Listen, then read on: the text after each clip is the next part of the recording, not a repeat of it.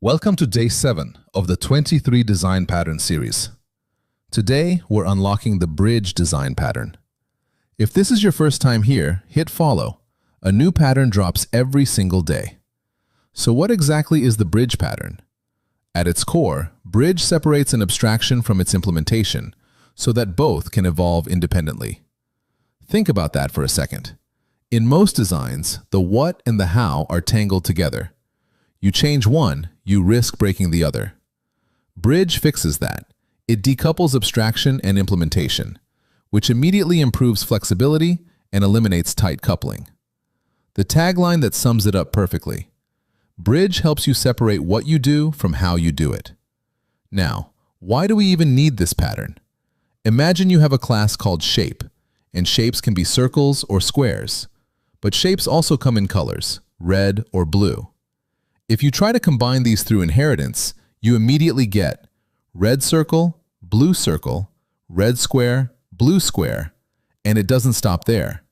Add one more shape or one more color, and the number of classes multiplies. This is called a class explosion problem. Too many classes, hard to maintain, and nearly impossible to scale. We need a smarter way, and that is bridge. Instead of merging shape and color into endless subclasses, Bridge says, keep them separate and connect them via composition. Shape becomes the abstraction. It defines what needs to happen. Color becomes the implementation. It defines how it actually happens. And the two are linked through a simple reference, a bridge, not through a rigid inheritance chain. This means abstraction and implementation can change independently. You can add a new shape without touching a single color class, and vice versa.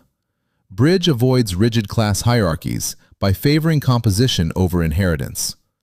Let's make this concrete. You have two shapes, circle and square. You have two colors, red and blue. Without bridge, you'd need 4 classes just to cover the combinations. Add a third shape and a third color? Now you need 9. With bridge, you keep shape and color as 2 separate hierarchies. Shape is the abstraction. Color is the implementation, and you combine them at runtime through composition. That's the power of bridge. Mix and match without ever creating a new class. Let's see how this translates into C# code step by step. Step 1. Define the implementer interface. We create an interface called iColor with a single method, applyColor. This is the implementation side of our bridge. It defines the contract for all color behaviors. Step 2. Create concrete implementations. We then write 2 classes, red color and blue color, both implementing iColor. Each one provides its own version of applyColor. Red color writes red color to the console. Blue color writes blue color. Simple, clean, and completely independent from any shape logic. Different implementations, different behaviors, without touching each other. Step 3. Define the abstraction. We create an abstract class called shape, and notice something important here. Shape holds a protected field of type, iColor. That field is injected through the constructor. This is where the bridge is formed. Shape doesn't know which color it's going to use. It just knows that it has a color through the iColor interface.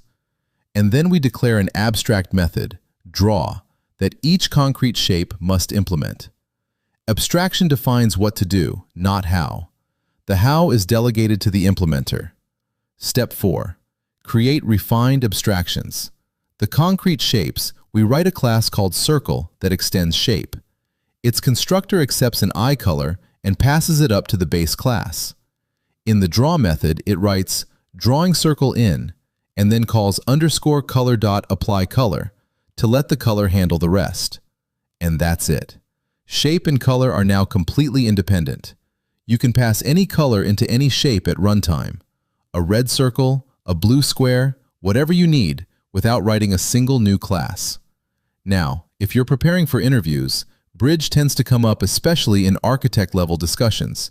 Here are 5 questions you should be ready for. What problem does the bridge pattern solve? What's the difference between bridge and adapter? When should you use bridge? What is abstraction versus implementation in this context? Can you give a real-world example of bridge? Think through each of these. Bridge separates abstraction from implementation and lets both evolve independently. It avoids class explosion, it improves scalability, and it promotes composition over inheritance, one of the most powerful principles in clean software design.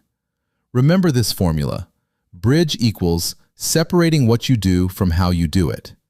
Use bridge whenever your system has multiple dimensions of change, multiple types of something that vary independently. That's a wrap on day 7.